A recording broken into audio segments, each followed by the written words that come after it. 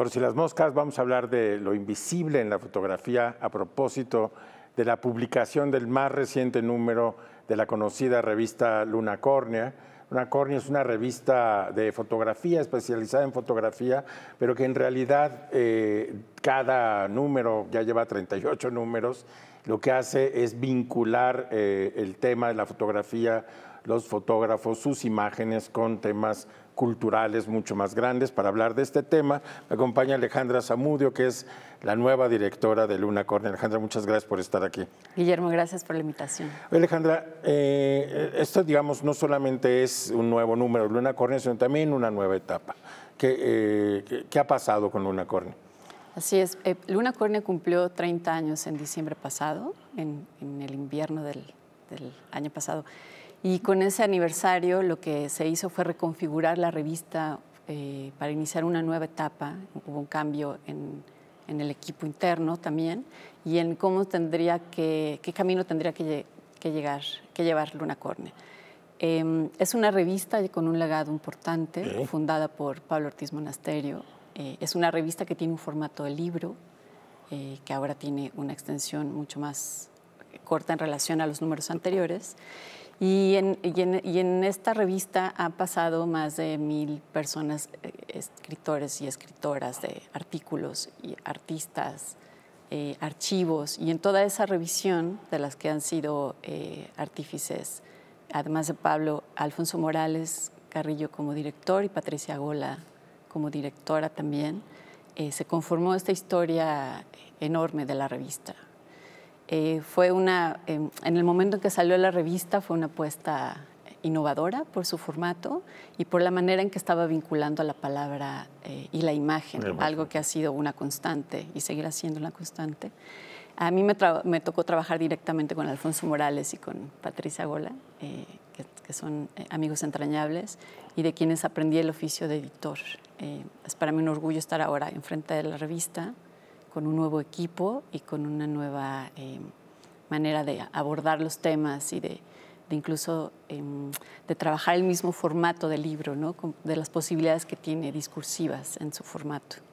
Sí, ahora que el mundo de las revistas impresas es un mundo que está en crisis, la verdad es que la apuesta que hace Luna Córnea por seguir publicando números impresos, físicos, voluminosos, en donde siga la tradición establecida hace 30 años, como decías tú, de vincular imágenes con palabra escrita y de extender la reflexión de la fotografía a temas culturales más amplios, como decía al principio, se agradece y bueno, hablemos de este número en particular, cuyo tema también es fascinante, que es lo invisible en la fotografía. ¿Qué los llevó o las llevó a plantear el tema y que es también como tu inauguración como directora de la revista?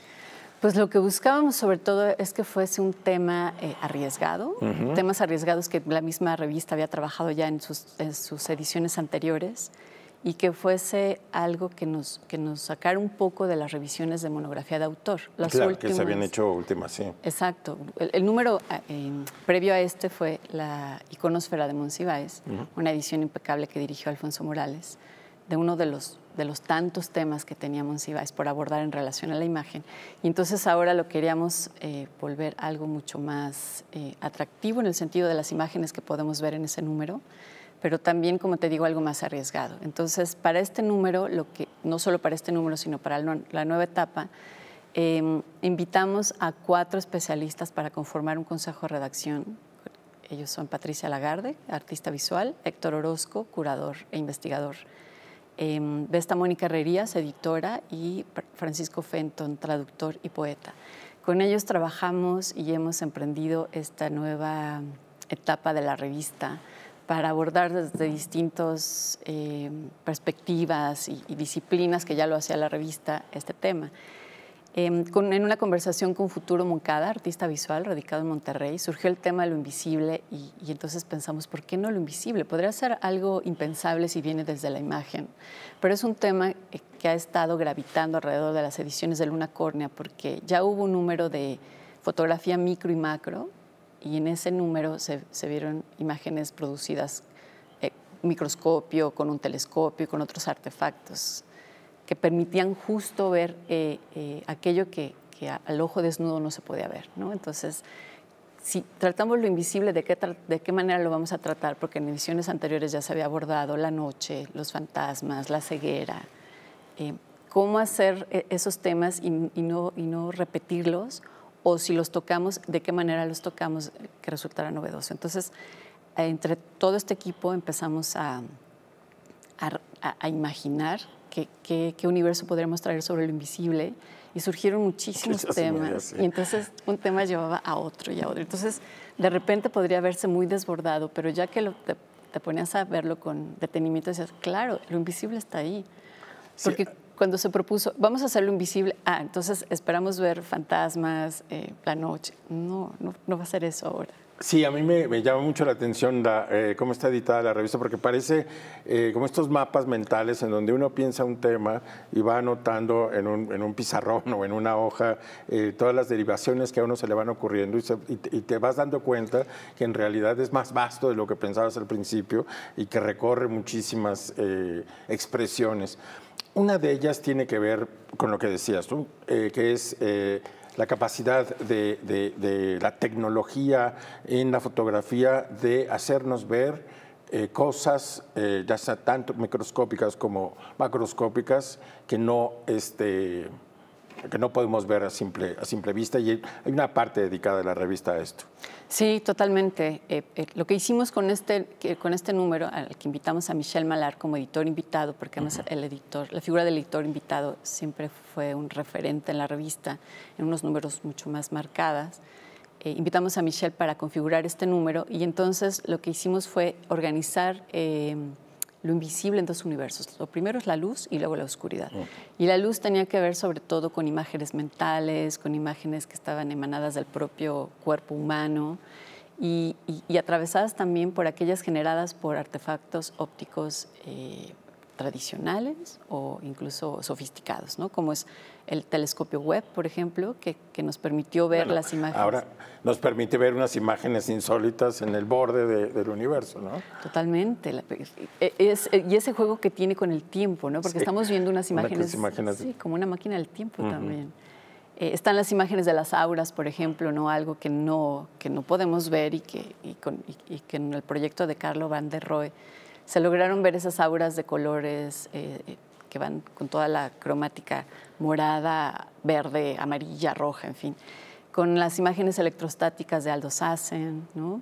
Y también con ese tipo de artefactos que son más o menos conocidos, pero con otros dispositivos que generan imágenes a través de datos como los mapas marítimos, claro, ¿no? Que cruzan datos que tienen que ver con el trayecto de las mercancías por barco en las rutas principales. O incluso el trayecto de una persona en la sala de su casa, ¿no? Como hay aquí la fotografía sobre eso. Alejandra, tenemos que irnos a un corte, pero regresamos contigo. Gracias. No se vaya, regresamos aquí por si las moscas.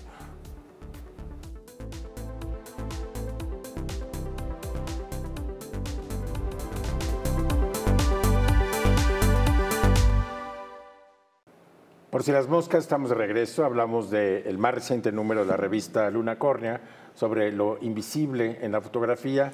Me acompaña Alejandra Zamudio, directora de la revista. Alejandra, ya hablábamos de algunos aspectos de cómo está organizada la revista. Hablábamos de lo que nos permite ver algunos artefactos en específico, las auras, de cómo también ahora se puede visualizar datos a través bueno, y convertirlos también en imágenes fotográficas. ¿Qué otras sorpresas encontramos aquí? Además del uso de esos dispositivos que se incluye también la cámara térmica que usó Antoine de Agata para hacer un registro del COVID vivido en París, por ejemplo, lo que hicimos también fue una lectura transversal que tuviese que ver con asuntos sociales, políticos y económicos. Y esa parte está está enfocada sobre todo en el universo de la oscuridad. Ahí es donde encontramos, por ejemplo, la esclavitud doméstica en las calles en grandes casas de París, la discriminación racial hacia mujeres en el siglo XIX incluso, que eso es una maravilla, con las nodrizas que estaban contratadas o esclavizadas para amamantar a los niños de la burguesía limeña. Limeña, sí. Y que en los retratos las mujeres aparecían con vestimentas negras para ocultarlas. Y esos niños súper rubios aparecen en primer plano. Sí.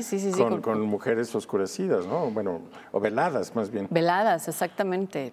Rulán Cornet sobre todo toca este tema del ocultamiento, el borramiento y la censura. Y en esa censura también está lo que se vivió en Afganistán con las mujeres, el ocultamiento de las mujeres.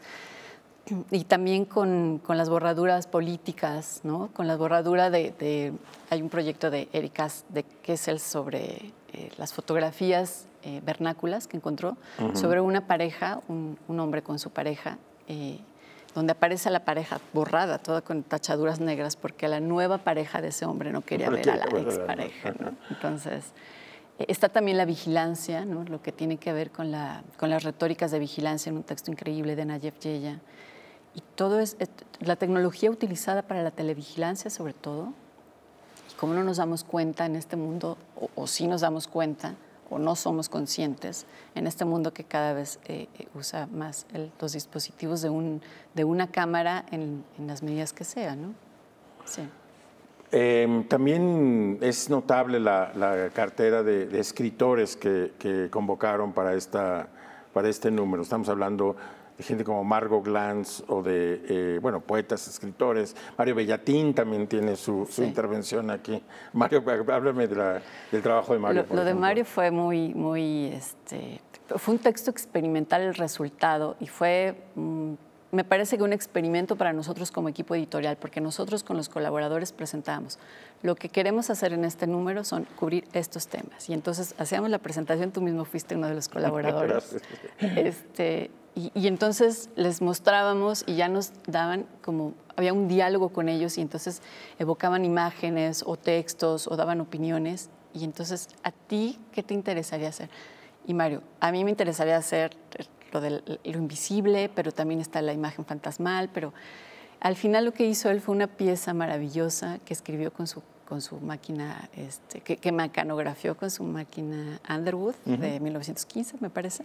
Y todo lo hizo así porque a él le importaba mucho la materialidad. Entonces, tener su manuscrito, que además nos lo prestó para verlo, y sentir cómo estaba todo el tecleo, y resultó ser, me parece, un escrito que tiene que ver con el stream of consciousness, de cómo fue trabajando y nos entregó 3 primeras cuartillas y después dijo, hice una más. Entonces trabajamos la reproducción para armar esa pieza y al final terminó siendo una pieza experimental. Esto que siempre hace Luna Córnea, de abordar también el texto como imagen, maravilloso, ¿no? Entonces, sí, a la hora de estar haciendo la edición y decir en qué momento va a entrar lo de Mario, ¿no? Entonces, con la narrativa que tenía la misma revista, pensamos, aquí, en estas páginas es donde puede entrar. Lo de Margot Glantz, maravillosa, porque dijo, no, voy a trabajar algo, ya veremos qué, nos entregó un texto que abordaba muchos temas y que terminó siendo el epílogo del universo de la luz, por ejemplo. Estos 2 grandes autores maravillosos ya habían publicado en Luna Córnea en números anteriores, pero lo que hay que decir de este número es que hay muchos textos realizados ex profeso. Solo un texto recuperado, 2 textos recuperados, uno que es sobre la parábola del elefante y otro de Joan Foncuberta, que nos prestó generosamente a propósito de su Mictlán, ¿no? y de las imágenes enfermas y de las imágenes de archivo que están llenas de hongos. Ese texto lo reprodujimos. Además de ellos estuvo también Teddy López Mills, y la gran escritora Teddy López Mills, sí. Sí, maravilloso cómo vinculó la vigilancia con esta mirada de la mosca y cómo esa mosca hablaba de su propia conciencia.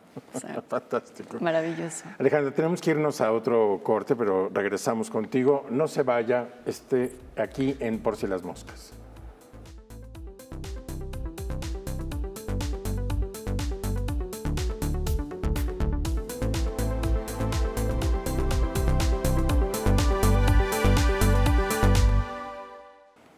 Por si las moscas, estamos de regreso, hablamos de lo invisible en la fotografía a propósito de la más reciente edición de la revista de fotografía Luna Córnea, me acompaña su directora.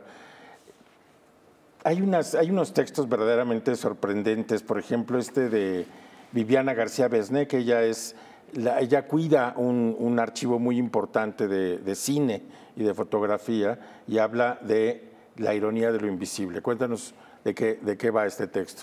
Ese texto surgió a partir con las reuniones del Consejo de Redacción, que se detectó que estaba esa película del Hombre Invisible, queríamos traerlo hacia el cine mexicano. Y la anécdota era que para hacer esa película lo que hicieron fue contratar a este actor, que ahora acabo de olvidar su nombre. Arturo de Córdoba. Arturo de Córdoba. Famosísimo, sí. Sí, y lo contrataron y como era un actor bastante cotizado, como Hombre Invisible, iba a aparecer muy brevemente en la película. Entonces solo lo necesitaban para ciertas escenas y después ya no iba a aparecer, entonces no iba a ser algo costoso. Y así fue que filmaron la película. Nos reunimos con Viviana García Besné, que generosamente nos abrió su archivo, nos compartió las anécdotas, y lo que hace ella es hablar de esta película, además de las momias y del espiritismo, un poco de lo invisible, porque a ella le interesaba no solo abordar el personaje del Hombre Invisible, sino otras películas que hubiesen sido producidas por su familia, entonces por Guillermo Calderón. Y lo que hace ella es tener una voz en off, que es la del propio Guillermo Calderón, hablando de cuáles fueron las anécdotas para haber hecho estas películas. Hay un trabajo que me llama muchísimo la atención, que se llama Exactitudes, y de lo que se trata este trabajo es de que todos nos consideramos profundamente originales y únicos en esta vida, y lo que hace estos fotógrafos, ¿no? Porque son sí, dos, sí. es fotografiar a personas y luego colocarlas en grupos en donde está claramente indicado que en realidad todos somos parte de una tribu y nuestras similitudes entre un miembro de la tribu y el otro son enormes, o sea, casi somos unos clones y en realidad somos unas pequeñas ratitas bajo la bota capitalista que nos hace ser como unas personas iguales a las otras. Este trabajo, ¿cómo bueno, ¿de dónde viene este trabajo y cómo lo introdujeron? Ese trabajo viene de una propuesta de Michel Malar, el editor, y de este trabajo que además ya se había presentado en Festival Fotoseptiembre, que es un festival que organiza el Centro de la Imagen, con el mismo Michel como curador. Nos llamó la atención esto porque justo lo que acabas de mencionar, ¿no? Esos códigos de vestimenta que pensamos que nos hacen únicos y porque puede reflejar un estado de ánimo. Individualidad, sí. Totalmente, una actitud, nos vuelve parte de un mismo patrón, ¿no? Y entonces, en la revista lo que hicimos fue incluir justo esta retícula de imágenes, ¿no? Que terminan siendo tipologías también del hombre invisible, y el hombre invisible es una persona usando una sudadera con capucha y entonces lo oculta, ¿no? Pero en esta revisión que hace este dueto de artistas de Países Bajos es identificar lo mismo que a las chicas que son ejecutivas, lo mismo que son los ecologistas, los curadores, ¿no? Los golfistas. Todos nos vestimos igual y somos la misma persona. Sí, qué horror. Sí, no somos únicos. Y entonces, claro, nuestra individualidad queda invisibilizada porque en realidad no estamos expresando nada individual, sino estamos expresando, digamos, una aspiración a ser parte de un colectivo en donde uno se parece al otro. Totalmente. Eso es fascinante. Trabajos como la recuperación de lo de Eniac Martínez, que también es un fotógrafo muy mexicano, muy importante, fallecido recientemente, es también una aportación que me pareció fascinante, un texto de Alejandra Moreno Toscano, ¿no? Totalmente, y de Luna Córnea fue un poco un pequeño homenaje al mismo Eniac, porque además Alejandra Moreno Toscano tiene inquietud por saber todo lo que ha causado el cambio climático y sobre todo marcado durante la pandemia, ¿no? Hay algo muy curioso porque, por ejemplo, con el texto de Alejandra Moreno se fija en algunos sucesos de agosto de 2021 que coinciden por ejemplo, con la censura de las mujeres en Afganistán.